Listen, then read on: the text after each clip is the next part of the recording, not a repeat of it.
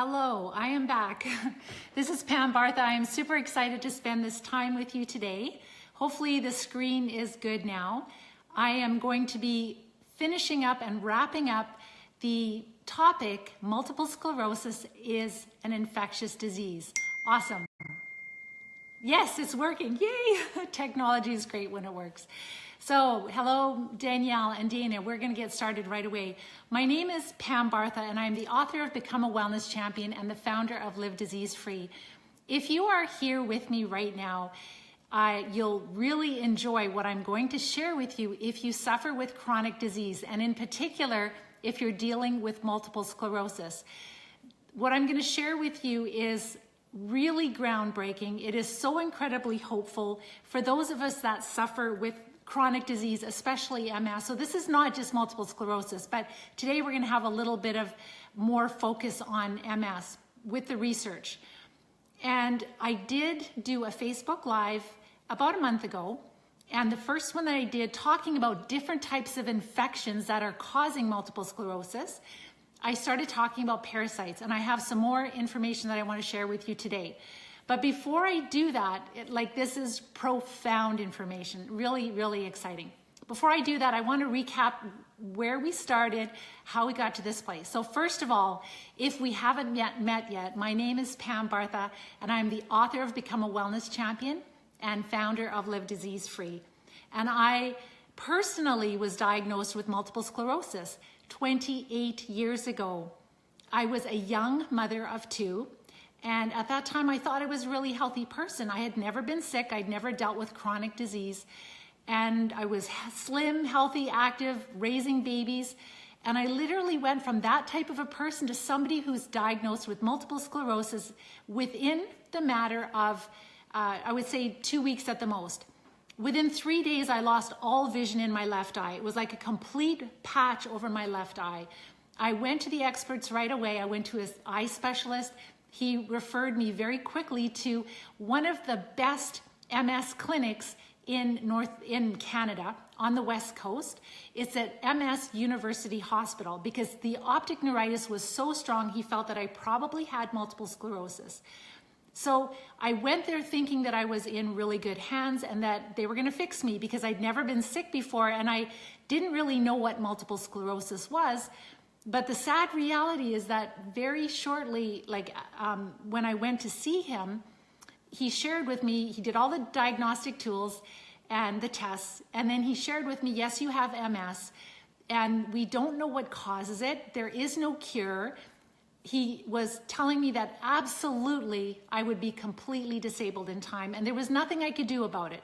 He said that people would tell me about all kinds of snake oil cures, but as the expert, there was nothing that I could do to change the course of my life, that I would be completely disabled. I was so devastated. I left his office. My husband drove me home. I was a mess. I had weakness in my legs. I had tingling. I had terrible insomnia. I had terrible headaches. I had that horrible optic neuritis. They put me on a very strong course of cortisone, of prednisone, and I thought that my life was over. I couldn't understand how this could happen to a really healthy person. It was like this mysterious thing took over my body. So I went home, and even though I felt hopeless, I just had a sense, I have a deep love for God, and I just had a sense that somehow good would come from this. I didn't know how. I know that sounds crazy, but I just felt that somehow good would come out of this, and I didn't know what that would be. And trust me, I didn't like it. I did not enjoy that at all, what I was going through. Luckily, my mother stepped in and she helped me and she took care of my kids. And I was literally flatlined on the couch. But very shortly after I returned home, my mother-in-law gave me a book on integrative health. And that book told me about how infections cause chronic disease, multiple sclerosis, and all chronic disease. And how when you treat the infections, then the disease will stop and you're going to have a lot of recovery. And that book blew me away. I thought, wow, I don't know if I can cure this, but I am going to work on infections. So this was 30 years ago, written by a medically trained doctor. 30 years ago. The sad reality is that today we still don't know what causes MS. We have invested millions and millions of dollars into research, and we are no farther ahead. We still have people we have newer drugs, and they're a lot more expensive, and they're hopeful that the newer drugs will help us. But in reality, what I know in my heart, and this is just my own personal opinion, is that these drugs are not going to work. Why? Because if multiple sclerosis is caused by infection, and we're not treating infection, if we are suppressing the immune system, then in time, those infections are going to take over our body even quicker because now our immune system is more suppressed. All right, so that's the key. And so today, multiple sclerosis has been increasing tremendously.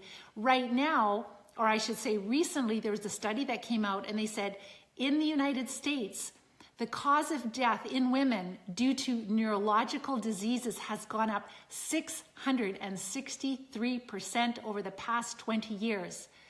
So the cause of neurological, of death in women in the United States, and in Canada, we're very, very similar. It's gone up for women that have died due to neurological diseases. That has gone up over 663% over the past 20 years. That is a huge number. That is not acceptable, right? That's something that is just not acceptable. So over the past few weeks, we have taken some time together. If you've just joined us today, then I'll tell you about where you can find the other information. But I did a several-part series. The first week I talked about multiple sclerosis and parasitic infections.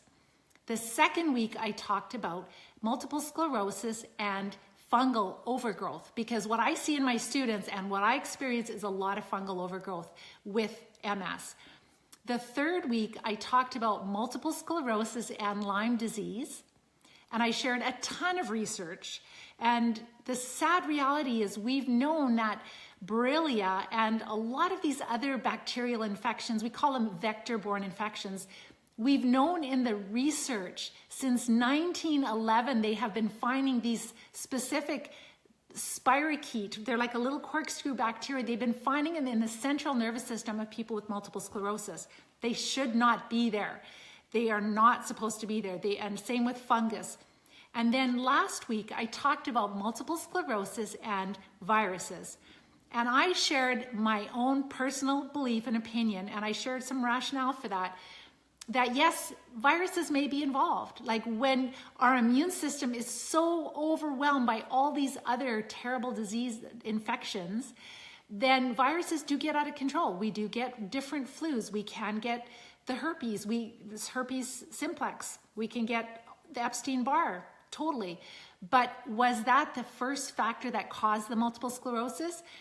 With all the rationale that I have looked into, I don't think so. And please go back and listen to the replay. So you can listen to all those replays.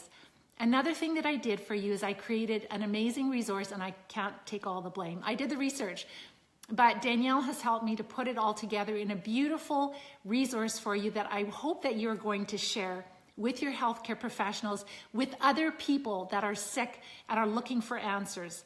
So it is called Evidence That Multiple Sclerosis is an Infectious Disease. I have spent many, many hours, and this is just a small sample of the research that shows. So everything that I'm sharing with you is not my opinion. It's backed by a lot of studies, many, many studies.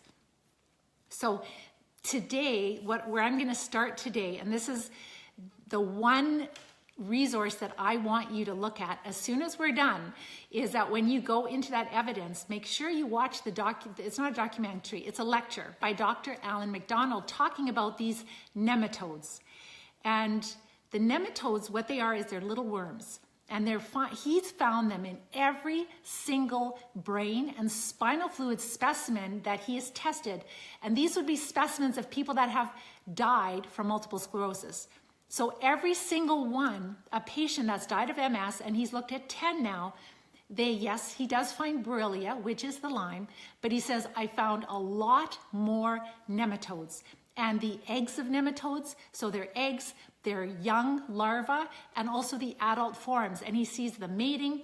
So that is a really significant find, really significant find. Why? Because in the literature, in the scientific research, they've known for over 100 or about 100 years that when you have this type of infection, a worm or nematode infection in the central nervous system of a domestic animal, so they know that these nematodes can infect dogs, cats, sheep, goats, horses, and cows, and probably other animals. So they have found that when these little worms get in the central nervous system of these domestic animals, those animals have symptoms very similar to multiple sclerosis. All right, I'm going to read you a few symptoms. I'm going to first start with symptoms of parasitic infections in your body. So there can be some overlap between fungus and between parasites and, as far as weakness and tiredness, things like that. But when you have a lot of these symptoms, then you probably do have a parasitic infection. So bear with me, I'm just going to read through this and you let me know if you can relate to a lot of these symptoms. So this is just a general list of symptoms if you would have a parasitic infection inside of your body. Chronic fatigue, abdominal pain, diarrhea, nausea, vomiting, gas, bloating, distended belly, either loose stools or loose stools containing blood and mucus, rashes or itching around the rectum, and stomach pain or tenderness, thinning of hair, night sweats, nightmares, migraine headaches, blurred, unclear vision, brain fog, mental or behavioral problems, swollen or achy joints, food allergies or sensitivities, dark circles under your eyes. You often don't feel well, grinding your teeth, coughing at night, seizures, backaches, drooling at night, rectal itch, mood swings, behavioral issues, chronic anemia, nail biting, weight loss or weight gain, ravenous hunger, obesity, cravings for certain foods, and I said the lower back pain, kidney pain, liver pain, cramps, fibromyalgia, and lots of neurological symptoms. So these are just general symptoms of parasitic infections. We could have tapeworms, we can have hookworms, we can have pinworms, we can have nematodes, there are liver flukes, there are so many different types of parasites.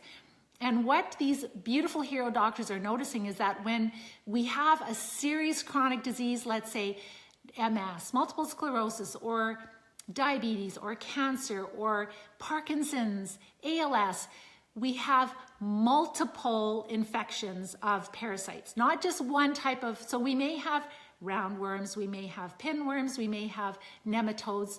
And so that's why, please, we're gonna wrap this all up at the end, but please understand that you can't just take one pill and cure yourself. This is gonna be a multifaceted and factor approach, holistic approach to getting well.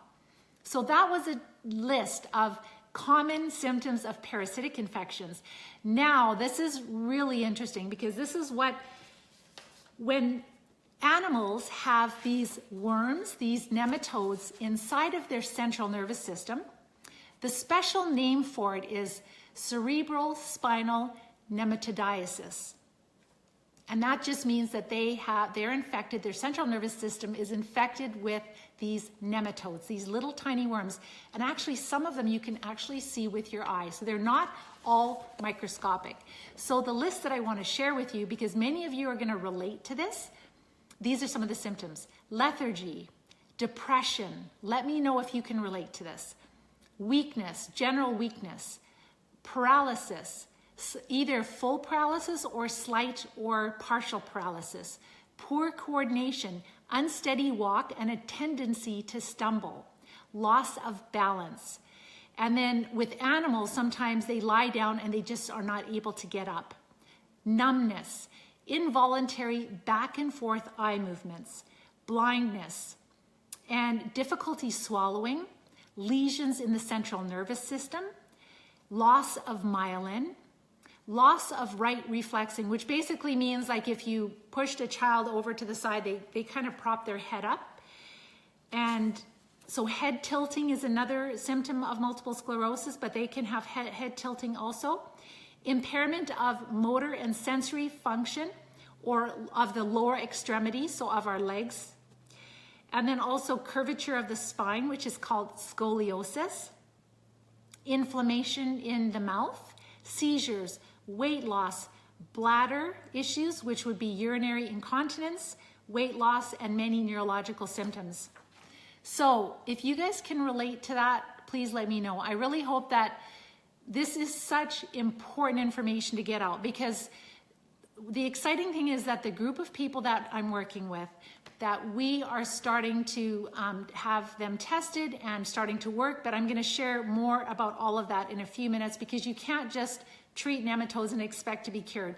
Because many of you have, let's say you've had Lyme disease and you went on antibiotics and you were hoping to kill the Lyme, the Borrelia with the Lyme, and you've been on it multiple times, some of you for a whole year or more, and you still are becoming disabled. And it's the same with treating fungus. We can't just take a pill that's going to, like, for example, going on diflucan or Sporanox and just think, okay, we're eradicating the fungus out of our body. By the time we have chronic disease, we're dealing with this terrain inside of our body that needs a lot of work, all right? So, but the exciting thing is, and that's what I really hope you guys will do, is help me get this word out, because honestly, if we start to understand, as I would say in our standard of care, like those wellness champions that are working with me, they do understand the infection part, and they do understand there's multiple infections, and they do have strategies. But the key is that in order, first of all, for you, if this is the first time you've met me, if you want to get well, the first thing you have to do is you have to really, deep in your heart, you have to believe 100% sure that you know that it's infection. Because when you know it's infection, right, then you are going to treat it. There's nothing that'll rock you, right? It doesn't matter if a doctor says, oh, that's just theory. There's not an, it's like, you're like, no, I've seen too much proof. I've seen too much evidence. It's for real. So nobody or nothing will rock you.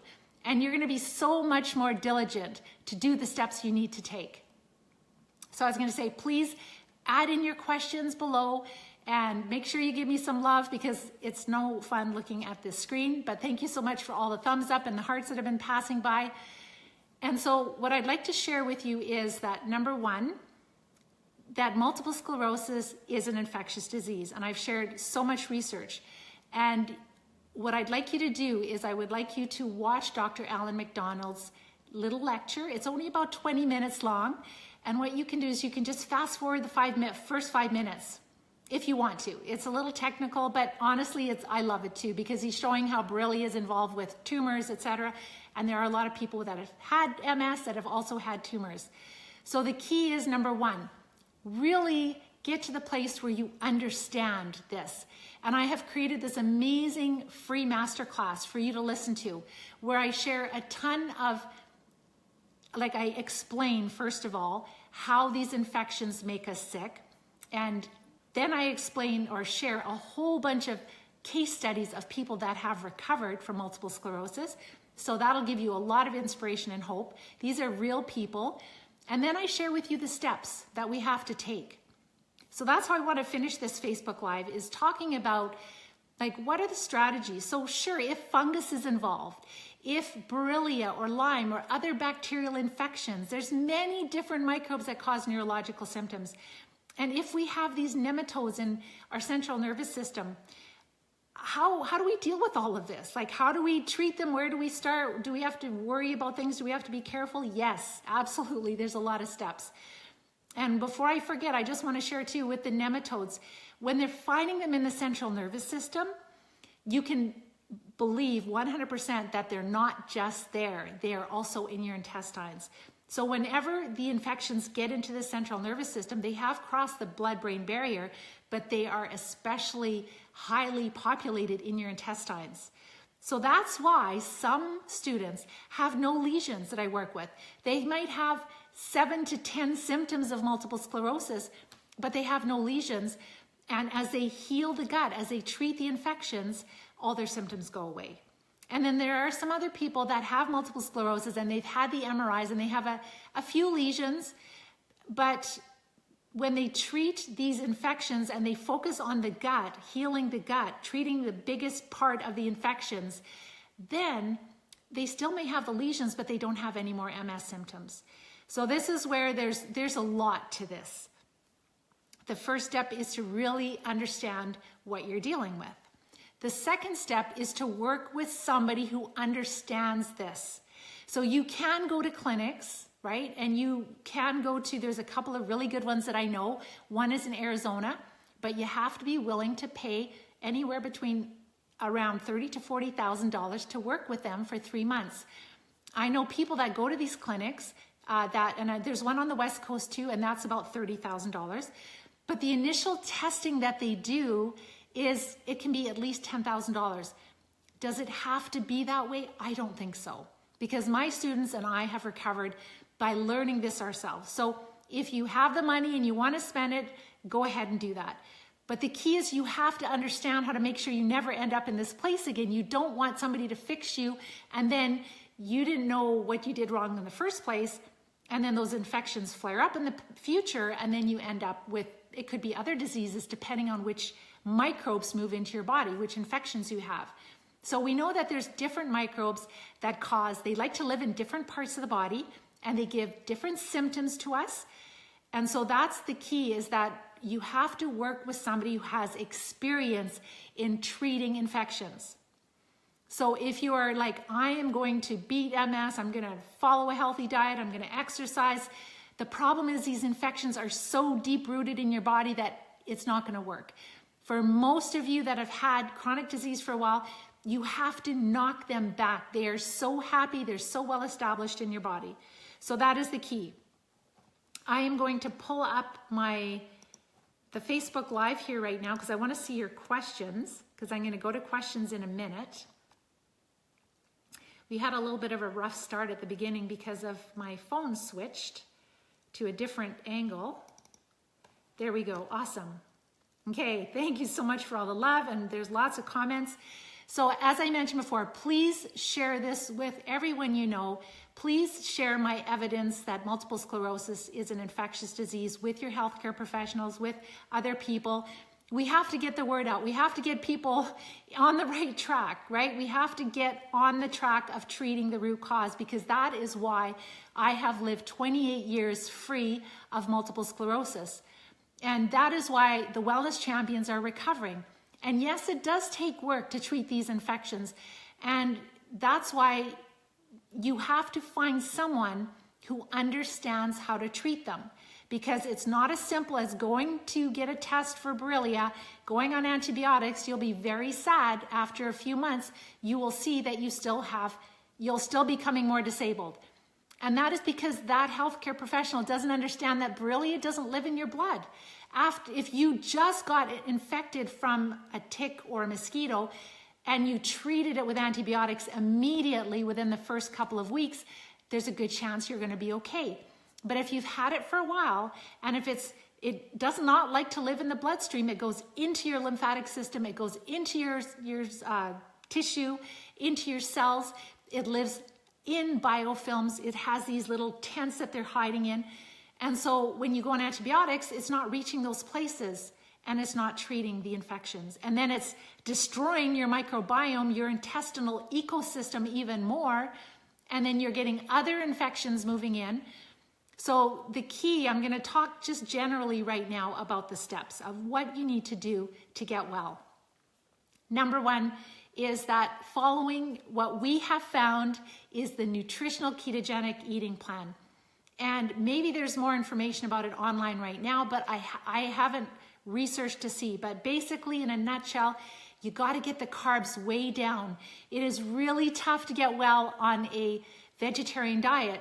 It's nothing wrong with a vegetarian diet, but if you have all these infections that are living in you and they love carbohydrates, then you're just feeding them. So they're very difficult to treat if you keep feeding them really well. So the first step is following a very low carbohydrate but high vegetable diet. So it's not keto. Keto is more meat and fat, and I don't think I would feel that great on it. And they also have dairy, and we don't have any dairy. The only dairy that you could possibly have is butter. So lots and lots of vegetables and enough protein, animal protein, to keep your muscle mass, to feel good, to have energy, because it's pretty hard to get enough amino acids or complete protein from low carb vegetables, because we're taking out the corn, we're taking out the peas, out the sweet potatoes. All of those stick to your ribs carbs are out the door, because we first want to weaken the infections. So this is called strategy. And even when I tell people exactly step by step what to do, they still need adjustments and they still need coaching with that. So that's where I'm going to invite you, if you're ready, if you're at a place where you're like, I am sick and tired of living with this, I want help, I want somebody to walk me through this process. That's what we do. And we have a beautiful class of students from all over the world, and they're all recovering, and we're all treating infection. But before we treat infection, we have to do some groundwork. The first step is the eating plan. So once you have that in place, if you're following it properly, you will notice some improvements. You are going to notice things like more energy. Some people actually notice a little bit more strength in their mobility coming back again, and just sleeping better and not getting up through the night as much, maybe sleeping for 5 or 6 hours versus sleeping for 1 or 2 hours. So the bladder starts to improve, the energy starts to come back, people's mood starts to change, that anxiety starts to come down. Those infections are still there, but they're just not as active. It's like if you go on a fast and you're just not as active, well, you're kind of putting them on a little bit of a fast. And so that is the key, the first start. And that will excite you because you start seeing improvements. The next step is that you have to do a bunch of groundwork first. You have to, number one, make sure that you look at your blood work. You should know how to read your blood work. You've got to keep an eye on it. You don't want to leave things until they're way out of balance, and then you've got a lot of work to do. So you need to look at your physiology and support areas like your thyroid or your B12 or your iron or your adrenals. Very often we can support them with natural things. So we have to look at our blood work. We have to open up the detox pathways. Many of you have been constipated for years, and especially when we go down to this low carb, because when you cut off the food supply to those microbes, they don't like it, and so you could feel even more constipated. And you can't start killing these worms and bacteria and fungi and other parasites if you don't eliminate them. We know, for example, that worms, and parasites, they carry many times more of a higher concentration of heavy metals in them than we do in our body. And so we don't want them to be decomposing inside of us. That is not a good thing. So we have to make sure that the detox pathways are moving, that we're eliminating things. For some of you that I work with, it's about we've got to settle down naturally, help the immune system to settle down a bit, because it's been fighting so hard dealing with these infections, and these infections cause a lot of immune dysfunction. So you can see this is quite an involved process. But the cool thing is, when you follow the eating plan well, when you support the body really well, you already start feeling a little bit better. Then we have to go to the killing part. And this is where you got to work with somebody. You should work with somebody that, you know, when you see them, like what I do with my students, we know when they're working with me, we're dealing with infections. That's the goal, is to get there as soon as possible to start treating them. But we have to do the groundwork first.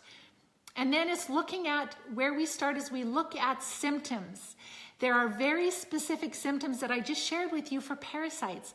There are very specific symptoms for fungal overgrowth, and for Borrelia, and for Babesia, and for Mycoplasma, and it goes on and on and on. And so when you see that, it really helps you already to say, oh my goodness, you know, I didn't realize that I probably have Borrelia. I didn't even know that. Or I didn't realize that parasites were such a big deal for me. We don't have good tests right now. Unfortunately, we don't have good tests. Sure, you can go and do a comprehensive stool analysis for $500, but most of my students come back and they're like, well, you've got too much of this anaerobic bacteria and this anaerobic bacteria. And it's like, yeah, go figure. I knew that already. Like, we know we're out of balance. It's not showing the real big problems of what's making us sick. So we could just simply be starting on basic therapies, herbs, and remember that you've got to work with someone, because if you're on medications, you cannot just take herbs, and you have to know which ones to take, and you have to know how much to take. But many of these beautiful herbs, they will overlap, or different oxidative therapies. They will knock back bacteria, they will knock back viruses and fungi. And so a lot of my students, they don't bother with those big expensive tests. They just get down to setting up the stage, setting up the prep work, supporting their body so their body can handle that killing phase. And so this is where, when you get the right therapies and you have the right dose of it, or the right amount of it, this is where we start to see like spasticity softens and softens and softens and goes.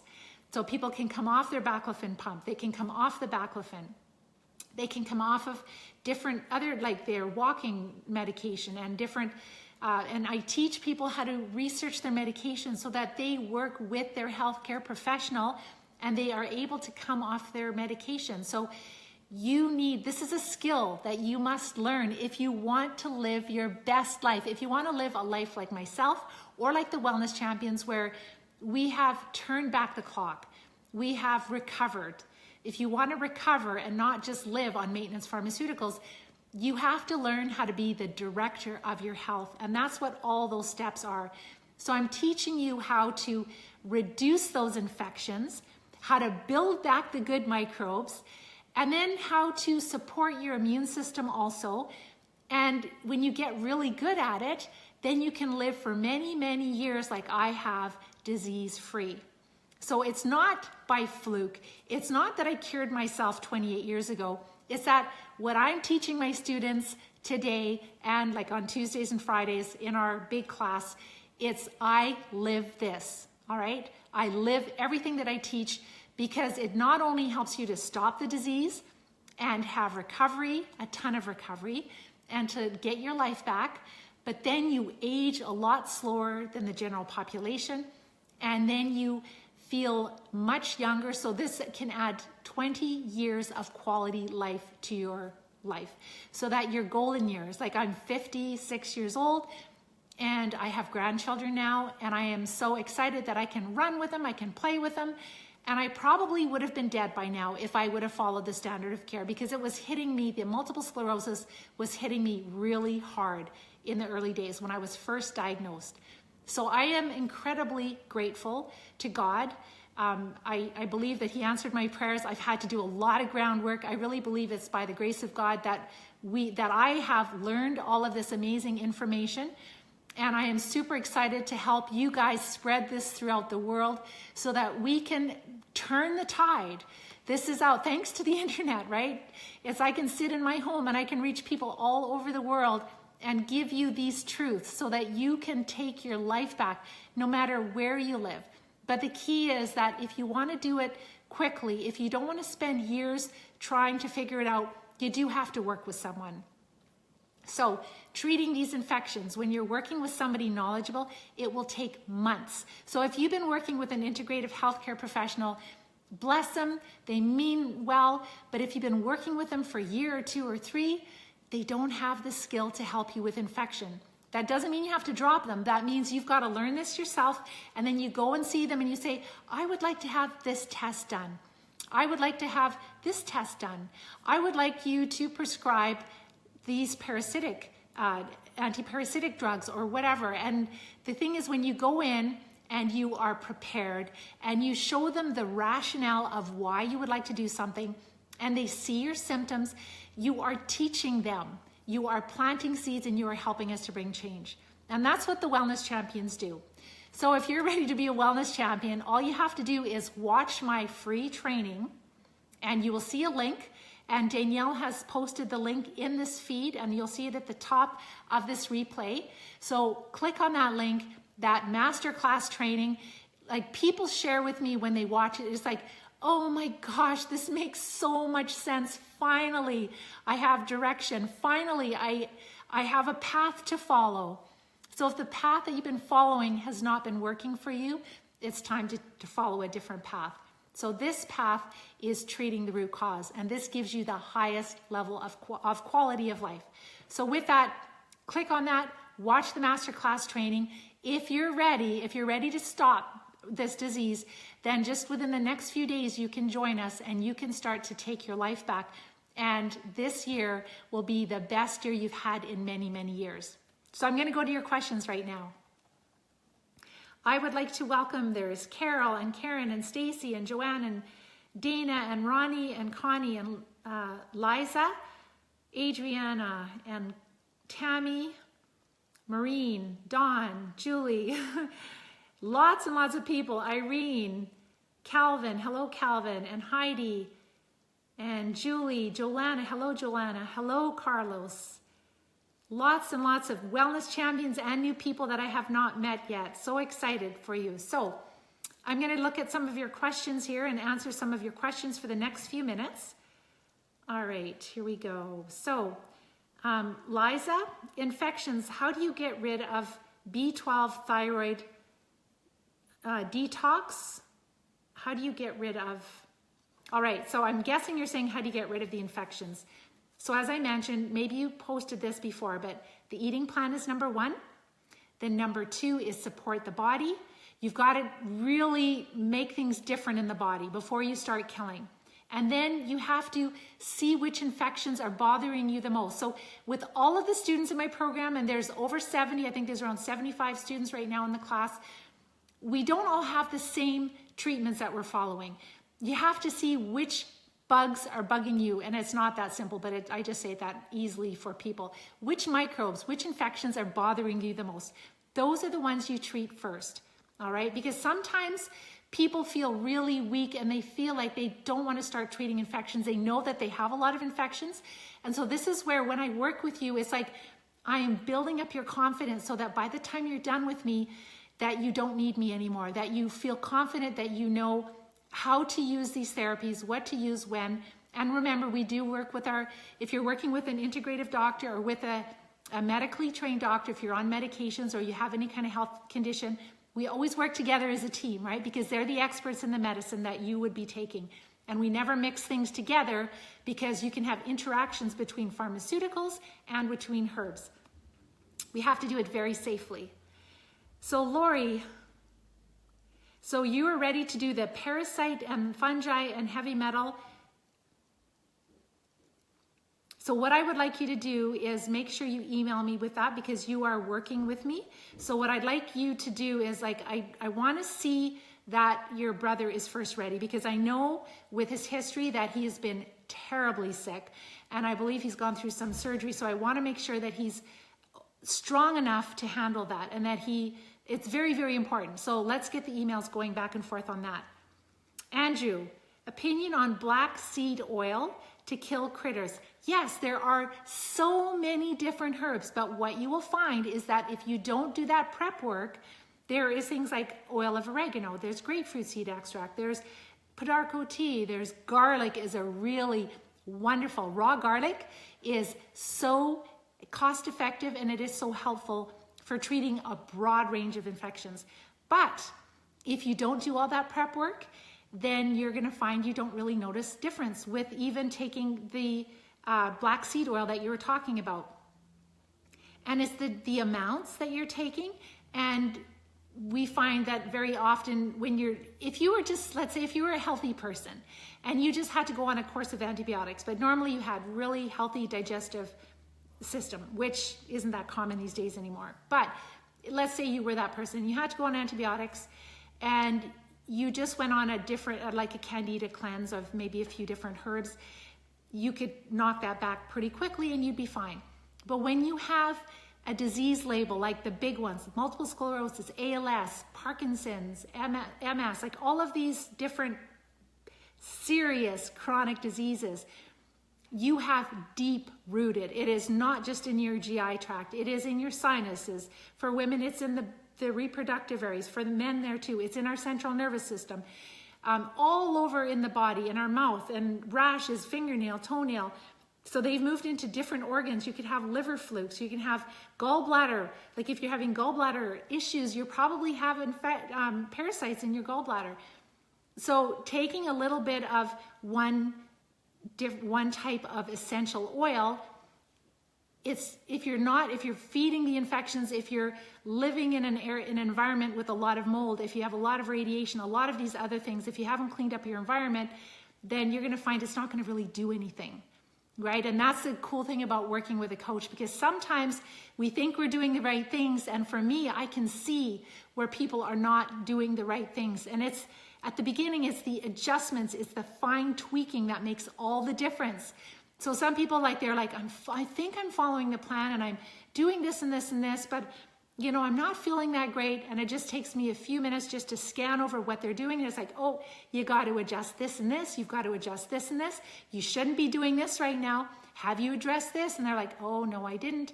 And then they're back on track and then they're moving forward. So it's like, how important is this for you?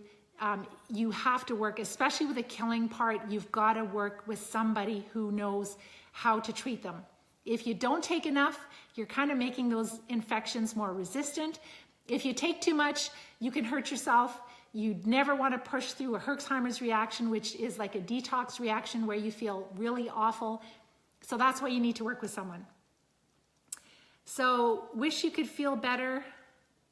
You can feel better, Randall. All you have to do is you have to follow a proven plan, and we do have a proven plan that will work for you. Maureen, so yes, you do get a detailed, like in this plan, it is very, very detailed. Like you know exactly what you should eat and what you shouldn't eat. And you know exactly how many carbs. You have to, because what I notice is that if people, even with the eating plan, if you're not following it like really well, you don't notice symptom improvement. And one thing, like say, for example, if you eat too many nuts, people feel horrible. And that's because nuts are a little bit harder to digest and they will really feed those infections and they love it. So that is why you have to work with somebody who really understands, because a lot of times you'll think, well, I'm off of all grains and I should be feeling better, but maybe you're eating too many nuts. Maybe you're having too many carrots, or maybe there's all kinds of other things. Cooked tomatoes are very acidic. So tomato sauces, I find my students don't tolerate them when they're recovering. And when you follow even the eating plan properly, you will notice improvements. So it's very detailed. Like when I work with students, there's a shopping list, there are meal ideas, there's a cheat sheet you put on your fridge, there's a meal planning toolkit. So there's lots of FAQs, there's training videos. That's just for the eating plan. Then I'm not going to go through all the steps, because if you decide you want to work with us, I share all of that with you. But it's very, very detailed. And the students that follow the details really well, they go the fastest in the program. Hello, Jeanette. All right, so Liza, MS is an infection. You're in London. I have lots of students I work with in the UK. So the program that I help people, I actually just had a beautiful nurse in the United Kingdom join yesterday. So we have students from all over the world. We have right now Ecuador, Jamaica, and the United States, Australia, Israel, and Canada. And I don't know if I got everybody, but it's all over the world, and we're getting into more and more countries. So it's super exciting. Liza, infections, Dr. Alan McDonald, you can relate to this post. What can you do for me? And what can I do for you? Or my stomach is very swollen. You put so much weight on. So Liza, you already have a sense that your intestines, your gut, that is the biggest area. I would say that is the highest concentration of infection is there. So that's what you need to treat. But you can't just start killing. You have to first do the steps before. Following the eating plan, not feeding the infections, supporting your body, feeling stronger, that you can handle it, and then doing it in a very logical step-by-step plan where you are working with somebody so you're not hurting yourself and you're taking enough of the right therapies to knock the infections back that are causing your symptoms. Bridget, I believe it, absolutely. Thank you, Lori. And so Maureen, relate to multiple sclerosis so you can really relate to what I shared with you on both lists. And same thing with Joanna. Isn't that crazy? So these are facts, and that's the thing with viruses. So with the Epstein-Barr virus, in summary of what I shared last week, is that over 90% of the population has Epstein-Barr, and not over 90% of the population has multiple sclerosis. We know that viruses don't eat food. So we know that if we're changing our diet and if viruses were the cause, we shouldn't notice a big shift. Or yeah, if we're changing our diet and if they don't eat food, they're not living, we shouldn't notice a shift. But we do notice a shift. So really, there are other microbes that are causing the infections. And yes, viruses aren't great, but they're not, if we focus on vaccines for viruses, it's not going to give us the quality of life that we want. So Heidi, this is a critical one for me. You recently were diagnosed with a brain tumor. What we see, and you have MS, I have students in every program that have had either cancer before or after their MS diagnosis. What I see and what I believe is that, well, number one, for sure, cancer is an infectious disease, but the biggest cause of cancer, I believe, is fungal overgrowth. It's very, very much linked with cancer. But people that have MS, they have a ton of fungus in them also. And so what happens is that those of us with MS, we have a lot of fungal overgrowth, and then we might pick up, because our immune system is suppressed, we may pick up Borrelia, and then parasites just become a bigger and bigger problem over time. And there's a complete breakdown of our immune system. But for some of us, we don't pick up as many, maybe, I should say too that there are parasites linked with cancer too, but fungus is a really big one. And so there's some reason that the fungus just becomes stronger. And I see this in my students. And so it's very important to understand the symptoms of fungus in the body, treat it, knock it back tremendously. You can't eradicate it totally out of your body, but you can knock it back significantly so that you never have to worry about cancer again. And there are different types of fungi that cause different types of tumors. I don't know which one you have, but we had one student who had a non-malignant tumor and she had multiple sclerosis. And as she treated the MS, the infections in the MS, her tumor shrunk to the point where the doctor said, I don't think you had a tumor. I think that was just a lesion. And then after, they're like, I don't think you had multiple sclerosis. So when you stop feeding, and remember that fungus loves sugar. That is the primary fuel for a fungus. So that's why it's so very important. A lot of people with cancer, they will go through the treatments and then they'll think, I'm going to get healthy. I'm going to do all of these smoothies. I'm going to have, bananas and all these fruits and vegetables in my smoothies.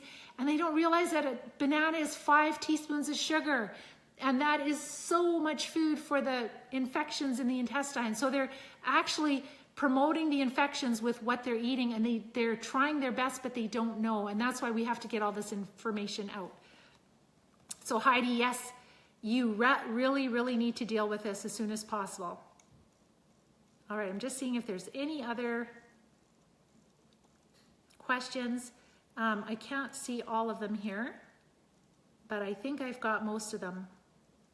So Marie, am I willing to adopt you? Yes. We're almost the same age. Awesome. You need to get your life back. You need to get on a different path. All right.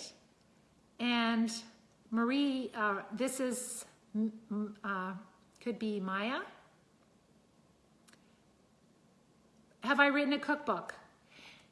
No, I haven't written a cookbook because I don't want to limit my students. When you know how to eat this way, there are so many foods traditionally that we enjoy as families, and that we can make modifications so we can still enjoy all of the different flavors, maybe the curries, maybe the Italian herbs, maybe the Greek herbs, right? The Indonesian herbs. There's so many different herbs and spices and flavors. But when we use the basic simple principles of following this eating plan, you can modify any recipe. So I don't want to limit you to a cookbook. Although there is somebody that I'm working on, my future son-in-law, maybe one day we're going to have but that is going to be like a gourmet cookbook. So just we'll keep you posted on that. He's a very, very busy chef, an amazing, amazing chef, but he makes food taste so good. And I've shared a lot of different ideas with my students on how to make vegetables taste so much better. And every time that we get together, he has this way of, we're all helping and we're watching him, and it's amazing. So he can make food just taste amazing. So hopefully that's the cookbook we're gonna have in the future. Yes, bananas, at least 5 teaspoons of sugar in a banana. So you definitely don't wanna be having bananas right now if you're dealing with chronic disease. And remember that if you miss this presentation, there will be a replay. If you are listening to the replay, please make sure that you enter your questions because we will answer them. And if you are ready to start treating infection, if you're ready to go down a different path and make this year the best year that you've had in many, many years so that you get your life back, it's gonna take work, absolutely, there's no question about it. But isn't it a lot of work living with chronic disease? So with that, watch my free training. And if you're ready, reach out to me. You can start right away. You can start taking your life back, treating infections. And otherwise, you are gonna see more Facebook Lives. I believe we're gonna start next week, Wednesday, talking about the eating plan. So we're gonna talk a little bit more detail about the eating plan. So please share this information, especially this information about the parasites. That is huge, especially about the nematodes, those little worms. And make sure to watch Dr. Alan McDonald's presentation. It will just excite you. I mean, nobody wants to be excited about having worms in their central nervous system, but it makes so much sense. So with that, I'm going to let you guys go. And please reach out if you're ready to take your life back. I am so excited to support you and meet you. Take care and bye-bye for now.